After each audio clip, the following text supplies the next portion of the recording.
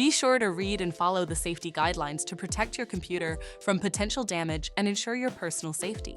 For more information about safety guidelines, see the owner's manual at dell.com/support. Before you begin, turn off the computer and disconnect all the attached peripherals. To remove the solid-state drive 2280, loosen the screw securing the side cover and slide the cover off the system. Identify the riser card module and remove the 2 screws. Lift the module out of the system. Identify the solid-state drive and loosen the screw. Lift the drive out of the system and flip it over.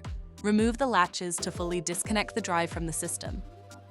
To reinstall the solid-state drive 2280, reinstall the latches, flip the drive over and place it back in the system. Tighten the screw to secure it.